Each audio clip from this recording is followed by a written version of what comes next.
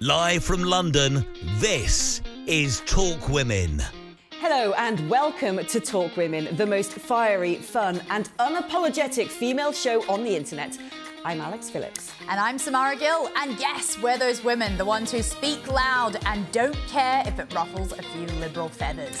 We are bringing you the news, breaking down the headlines and calling out woke wherever it may lurk. From politics and culture to free speech and an absolute circus on social media, we're saying what everyone's thinking. Coming up today on the show, we will be discussing the latest decision over housing asylum seekers in Essex. Also, has common sense finally won in women's sport? And has Sydney Sweeney become too toxic for Hollywood?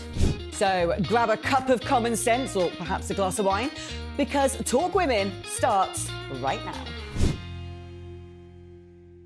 We begin the show with a shocking major development in Epping, as a judge has ruled that the Bell Hotel in Essex can continue to house asylum seekers.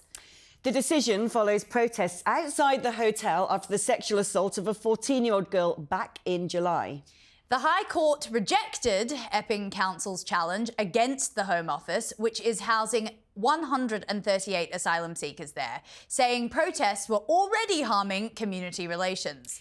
But how will this ruling affect the community, and what does it mean for the broader debate on illegal migration in Britain? We're absolutely delighted to welcome our first guest, a true pioneer for women and a remarkable voice for Reform UK. It's Laila Cunningham. Welcome to the show, Laila. Thank you, ladies. Very exciting. What do you make of this ruling? Because when you read the detail, what the judge had essentially said was, well, we don't have any evidence that the housing of asylum seekers here is causing any problems to the local community. And you think to yourself, oh, sorry, no evidence. I thought a man had been sent to prison. I know, and the community, they're not imagining it, they're actually living with it. And I had the pleasure of actually going to meet the Reform UK members in Epping. I saw the hotel, and it really is right in the middle of the community.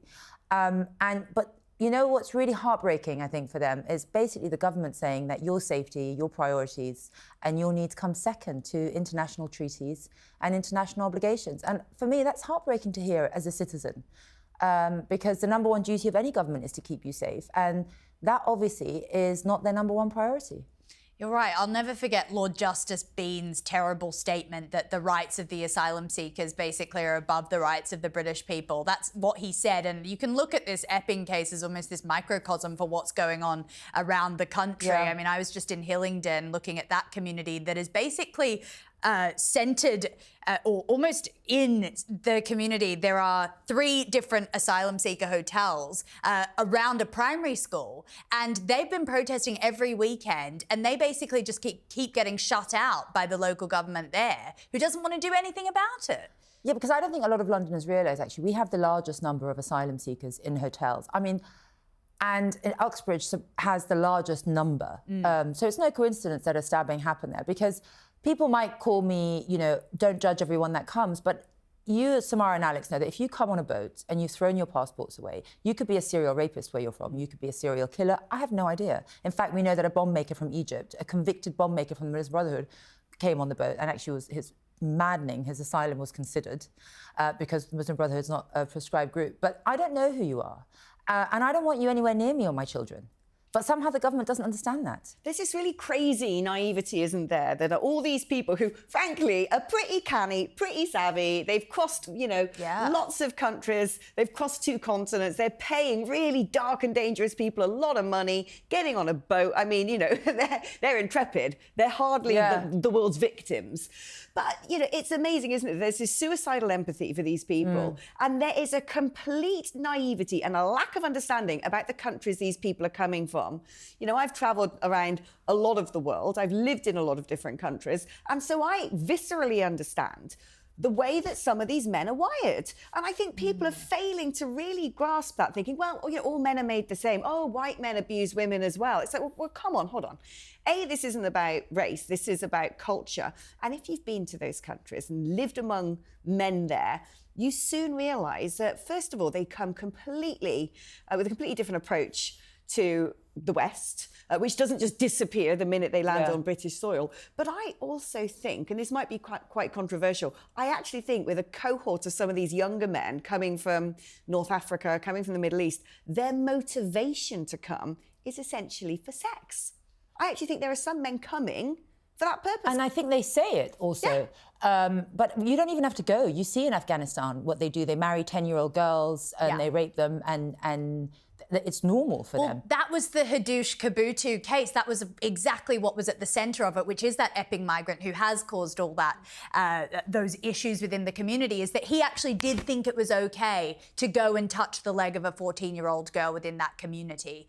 And he actually said within his statement to the court, you know, I thought it was okay, now deport me back to my country. And then, of course, we then paid him £500 to get back on that plane and leave, because he was actually going to dispute why he was getting deported in the first place after he got freed from prison. I mean, everyone's pretty familiar with the story, I'm sure, by now. But what was most harrowing was actually the statement from the girl who said, I felt like the government was rewarding him for what he did to me and how he destroyed my life. And to hear that from a 14-year-old, that really speaks to the heart of the crisis that's going on right now.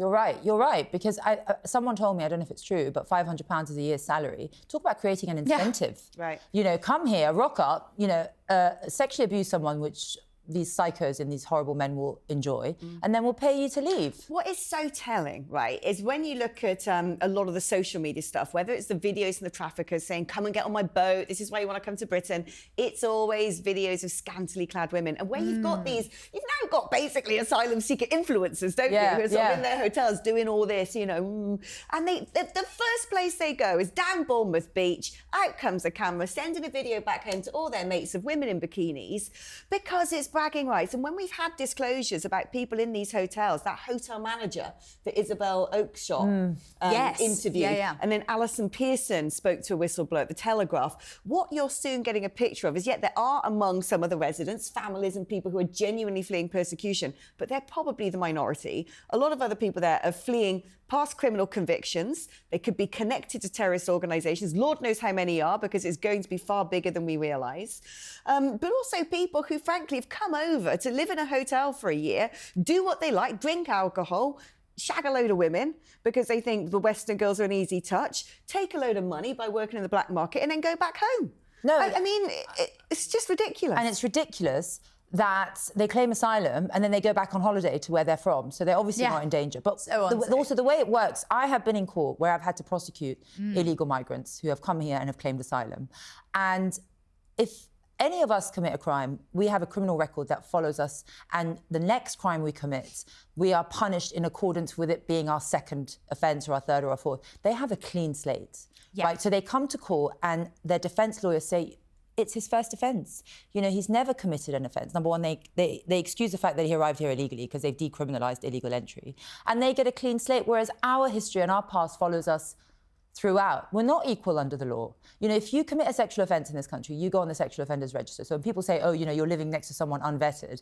No, I'm not, because if they are convicted sex offenders or rapists, I can look that up, or I can ask, I'm not sure how you get it, but they are on the sexual offenders register. This guy could be a convicted rapist at home. I have no idea. And that unknown presents such a massive risk in any government. It makes me so angry, because any government that actually cared about its people would take that unknown risk into consideration when placing them. Ours are like, you know what, suck it up, because victims, like you say, come second. You're right, and I think that it's the unknown that we are so terrified of as women and children, in the community, because the number one birthday that they give is 01/01/2000. So we know that that's when the lies start. That is the most popular birthday for asylum seekers. So these are the clear stats here to say we actually don't know. We know that a lot of them lie about even their sexuality to gain asylum. There are a lot of unknowns. And you talk about this a lot, Alex. Where are the feminists when we talk about this? They never come out of the woods when we talk about how illegal migration is linked to women and children's safety.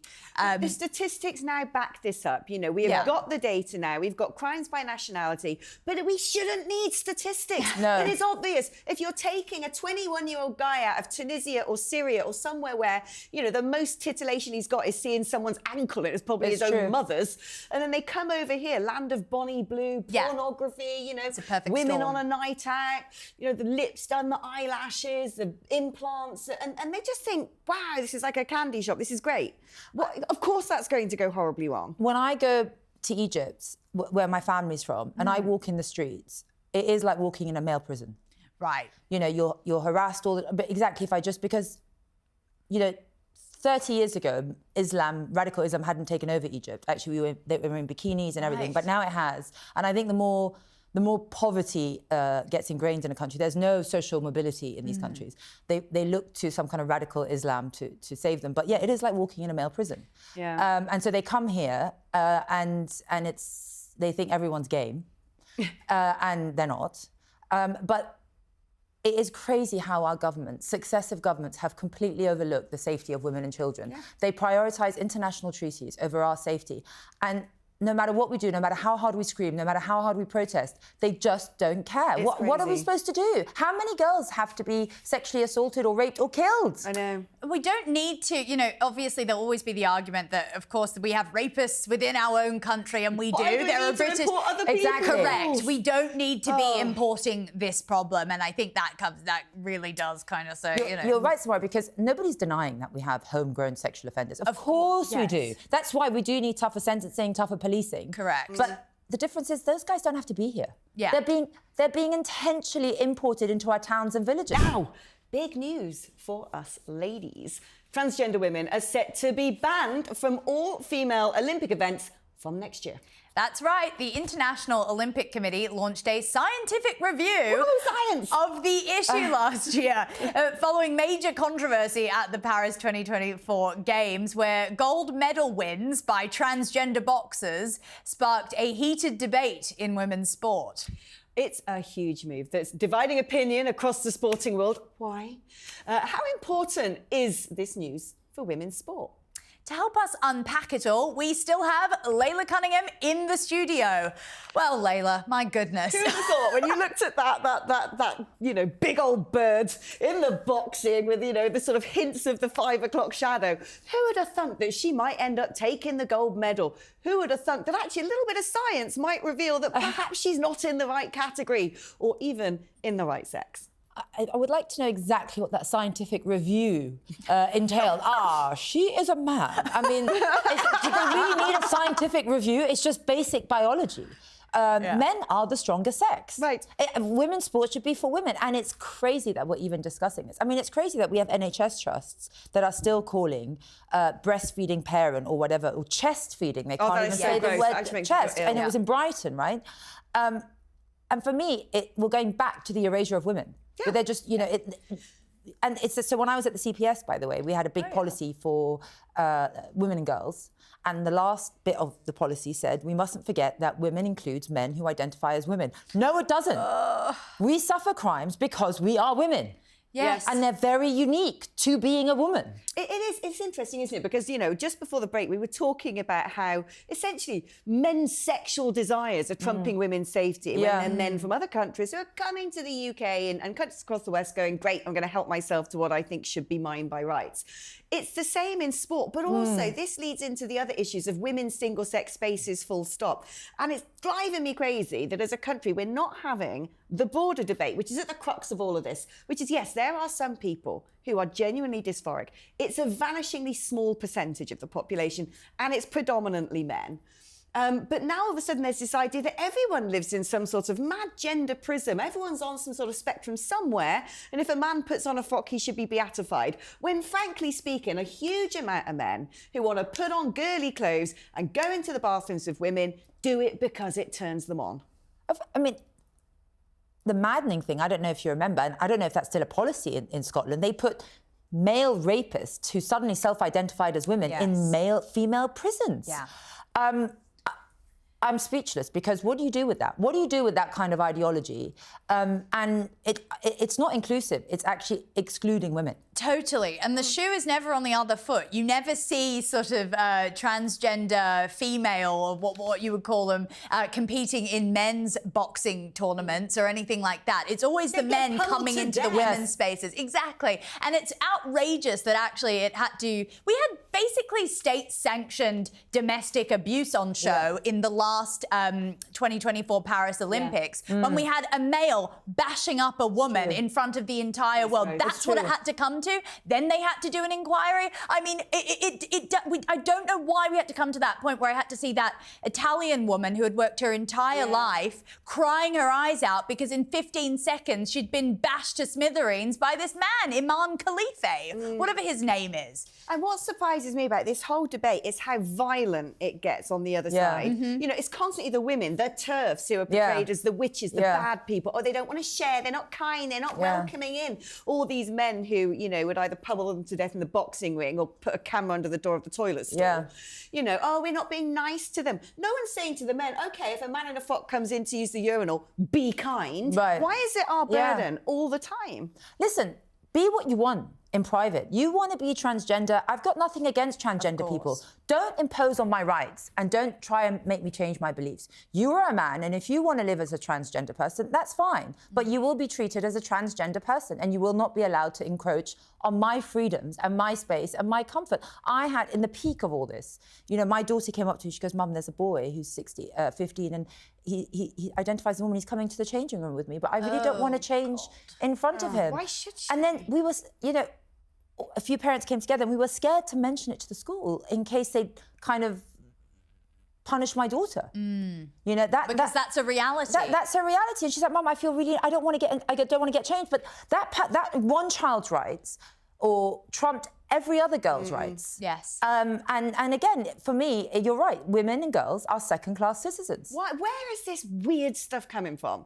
Because, you know, I'm in my 40s and I don't remember there being this whole push for pronouns and this person's this and trans rights and trans people are being persecuted. You know, you occasionally saw a trans person. They got on with their life. They existed. You know, you might go, God, that woman's able to reach the top shelf in the supermarket. Oh, OK. But I don't, you know, people weren't throwing tomatoes at them or harassing them. Perhaps they were. I never saw evidence of it.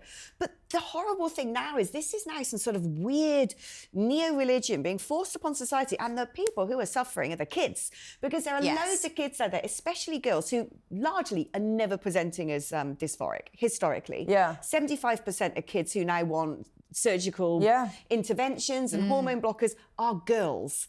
And it's because they're being brainwashed into this weird cult. For whose purpose? Why? This is child abuse. It's sick.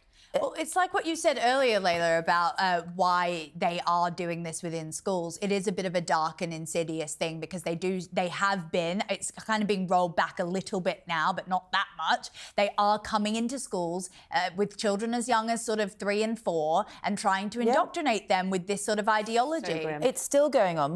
One of my best friends, her daughter goes to school in Somerset and they moved from Switzerland. And within the end of the first year, her daughter's 11. She came and told us she no longer identifies as a girl. Her mother's the enemy because she doesn't support the LGBTQ plus community. She doesn't want to speak to her mother. Right. And she wrote to the school, and the school said, we like to teach them about inclusivity and that all forms of family and everyone is allowed. And they basically pitted her daughter against her, and she's taken her out of the school. This is now. Well, so it's still going. At PSHE, my son, every Friday they go, Mum, I really don't want to go because number one, they ask us every time what our gender is, and he goes, for God's sake, I'm a boy. And then they say, well, are you sure? You know, you could explore what other gender you could be. It's normal if you want to wear a skirt, if you want to wear makeup. They're shoving it down these children. Shoving it down. That's the issue. That's right. And we're not creating strong, resilient children. Toxic masculinity now in an all-boys school is something that they fear. There's nothing wrong with being masculine. In 10, 20 years' time, we're going to look back on this as a society. We're going to have countless people who have gone through the hormone blockers or the surgical interventions who'll say, I didn't know what I was doing. My teachers encouraged me. Doctors encouraged me. You know, watching rubbish on things like the BBC encouraged me. And I wish I'd never done it. This has ruined my life forever. And we're going to look at this a bit like we regard the Victorians giving lobotomies to people with PTSD. You know, you don't go and do surgical interventions for a mental health condition.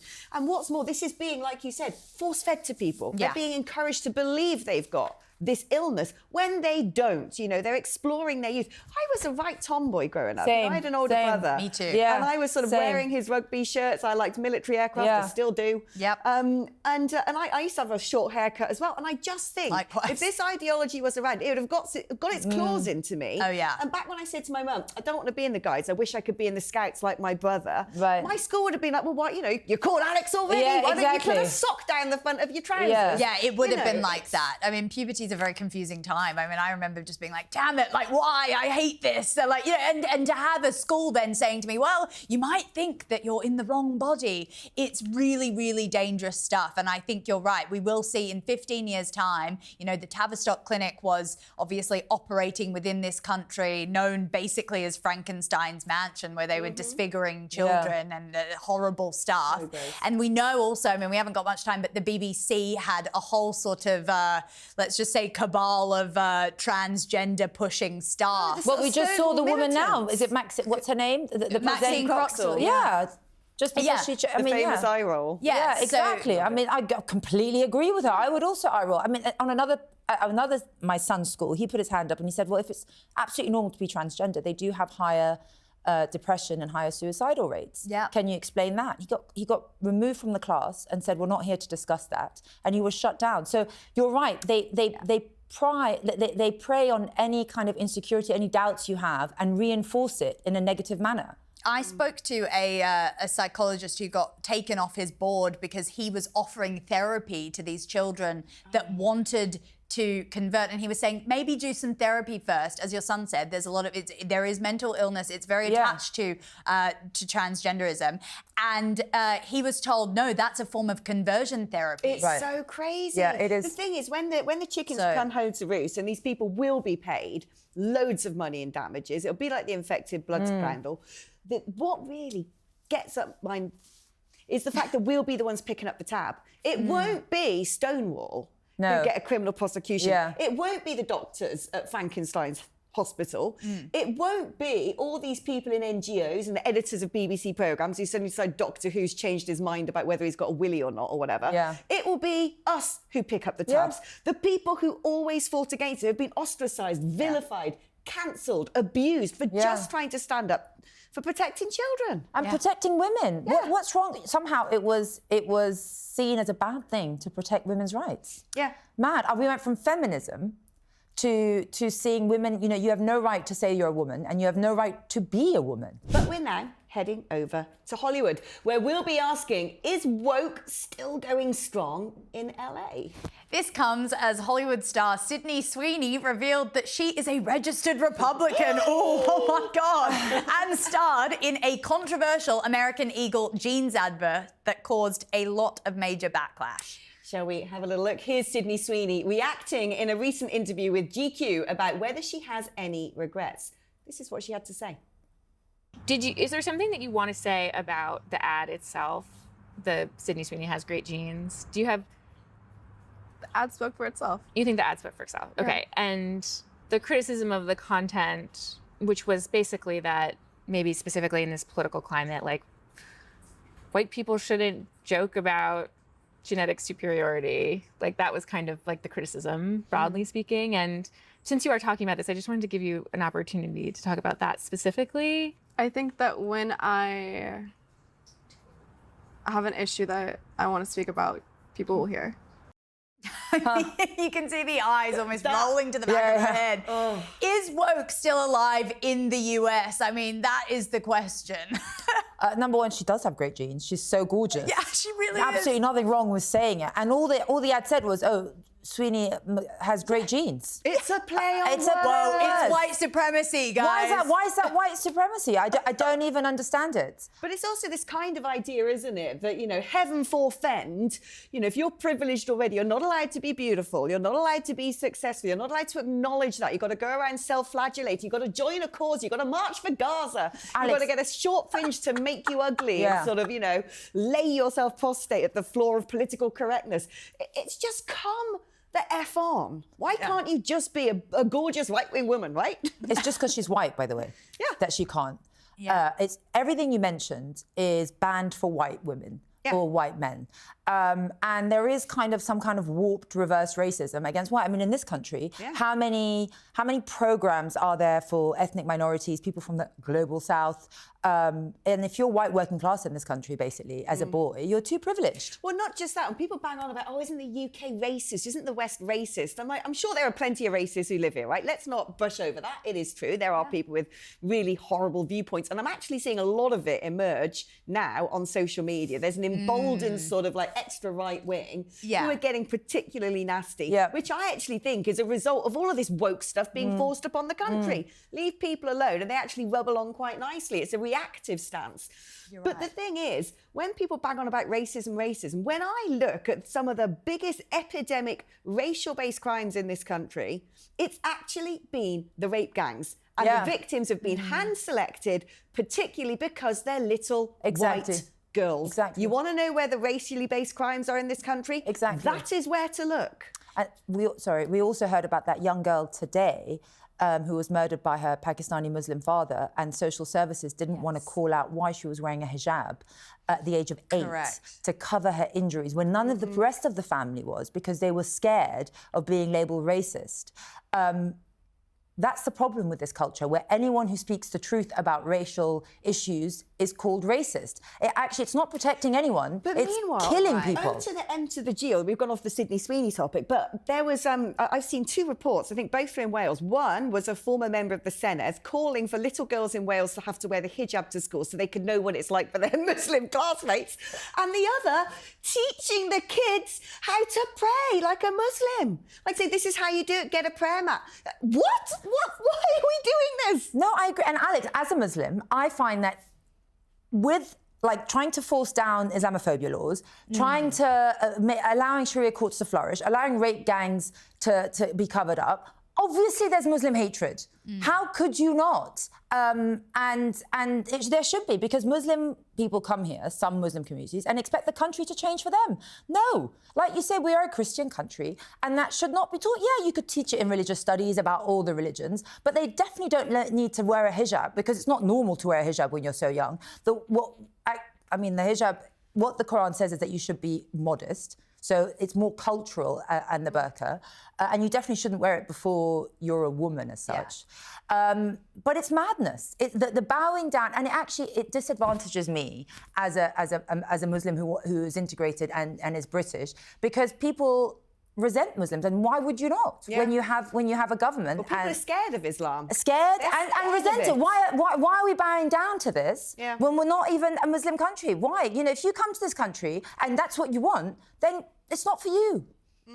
I think, a lot of the time it's actually the second generation that gets a bit more radicalised. There's a lot of first generation immigrants, like, my dad is Indian, who really all they wanted to do was actually be Australian, which he wanted to be, or be British. And then it's the second generation that gets really, wistful about the homeland that they've never really been to and never really appropriated. And then they say, oh yeah, that's how it should be. So I think it's a very complex issue, actually, and we can't be siloed off. These communities do like to silo themselves off because of many different things, which we definitely don't have enough time to get into, but it's a problem. It needs to be integration. What I love about the whole Sydney Sweeney thing, though, because that's what we're supposed to do. Sydney Sweeney. Sorry, Sydney. I actually, to be honest, I'm going to lay my cards on the table. I think she's a pretty rubbish actress, by the way, I don't think I've ever seen her in anything. No, I tried to watch them the other day and I was like, ooh, this ain't good. But what I like is she's kind of like the walking embodiment of the Raise the Flags campaign. It's a bit like, right, you're telling us we can't be right-wing, that women can't just be like, ferociously gorgeous eye candy, like the Marilyn Monroe days. Well, guess what? We're going to massively over-promote this person just to stick our fingers up at you and say, F off, we can do things the way we want to do things. And I'm like, yeah, go on, girl. And the mad thing is, I was reading that Zendaya, the other actress who's meant to be her really close friend, now doesn't even, someone was saying, well, how can you blame Zendaya? She doesn't want to be in a photo next to her because she can't forgive her views on Trump. He won the biggest electoral mandate. He is the elected president. She's vilifying half the country. Yeah. You can see the disgust in that journalist's eyes as she tries to keep goading her. Say something. Apologise. Apologise for what you did when you did nothing wrong. And that kind of speaks to the liberal elite. All they want are apologies and empty platitudes from all these Hollywood stars. They want them to all go and sort of raise the flag for the Democrats. And the issue is it didn't work. We can see from Kamala Harris's failed campaign that even if you do have every single person in Hollywood behind you and you're paying them $5 million to do one speech for your campaign, it still won't work because they are so out of touch with the rest of America that they've had enough. I think Hollywood's on the out. It's not cool like it used to be. No. It's not stylish. It's not fashionable. And Sydney It's not Sweeney's fun anymore. We were just discussing this weren't we, in the green room. Like every time, both of us can't watch telly anymore because it feels like a constant woke campaign. It's like, oh, here's a series all about crime and there's a bomber on the loose and they think it's an Islamist, but guess what? Plot twist. It's the right wing trying to set up a Muslim. It's every time. It's like that. What's that thing with that little boy who went and stabbed that girl? Adolescence. And every politician was grilled about, have you seen the documentary? I know. The documentary. I know. It's fiction. I know. But I think, speaking of the Trump election and all the celebrities, that election completely put me off celebrities. Same. I actually can't stand to listen to them when it goes from Clooney, Robert De Niro. I used to love De Niro from The Godfather, all the mafia. I have zero respect for them. It's much better for them to just stay out of politics. Yeah, DiCaprio, stay on your yacht with your 21-year-old. Exactly. We don't need to know about your net zero plan, okay? It's genuinely, I mean, He's shining like a moral rectitude that is ever decreasing in age. I saw him at Jane Goodall's funeral making a teary-eyed speech, and I'm like, don't pretend like you cared about this old woman. She's not the age that you typically hang out with, Leonardo. It's ridiculous. So yeah, I think Hollywood's not fashionable anymore. No one wants a piece of them. Did you do this thing? Because I've got this thing where it's like as soon as someone that you've always liked for their talent or whatever, they'll stick their head over the parapet and suddenly moan about something like, oh God, not another one. Yeah. Like seriously. But now if I like someone, if I see a film or a series, the first thing I do is Google their name and the word Brexit to see, if they've like gobbed off. Yes. I don't know why. Yeah. Like my new sort of sick Google. But you used to not know. You used to not know about people. They just need to act and be pretty and be good looking, and that's it. We don't want to hear about their politics. But now I think it's above their station. They don't live in the real world. They earn so much money. They're not the ones who are suffering from mass migration. They're not the one who are suffering from defunding the police. It's not their children who are... Actually, they don't mind their children all being transgender and being they adopted. love it. It's like they love Gucci it. handbag. Yeah, it's crazy, Look isn't at it? my weird non-gendered kids. Yeah. No, I mean, that's true. But, I lived in California, in LA, in 2018. Oh. And you can't even question the school. Well, that's the dark path that America's gone down, where when you talk about the division between that mother and son that you knew, or mother and daughter, they actually don't have to tell the parents if the child is identifying as transgender, and they can do it. Yeah, they can do it in secret. So yeah, you're right. These horrors and this, the disgustingness of what we're seeing on the sort of extreme left across the West is some hero always rises from the ashes. The creation of Donald Trump and Elon Musk is a direct product of all the horrible wokery that we've had to endure, and it's proving to me actually. Do you know what? We're still on the winning team. The world is still where we are. And it's becoming more and more acceptable to begin shouting this stuff down, to begin to attack it at its source and say, we're not going to do it. And I always say to people, don't go along with it. People say, oh, I'm afraid, or I don't. If we all just went, nah, not doing it anymore, going to say what I think and not buy into this rubbish, it would have no place to flourish. Yeah. So when people are too afraid to say anything or raise a dispute, they're becoming complicit in spreading this stuff. And it is, a lot of it amounts to the abuse of women, the abuse of children. It's not okay. Yeah, it's not. I just think that Hollywood and celebrities should just shut up. I don't want to know your political views. I don't need to know about your sort of craven love for Kamala Harris and all that. You just, as you said, they don't have any of the issues that the real person does. So they have no authority to lecture us on what we should and shouldn't believe in. Exactly. And I actually, like you say, Alex, it's time for us to speak up. And if you notice during that election, it was the left. And it's the same with the left here, or Labour, in the government. They call us fascists, they racist, they call us dangerous they want to the us country. To be attacked. So many different names. All we do is call them the left.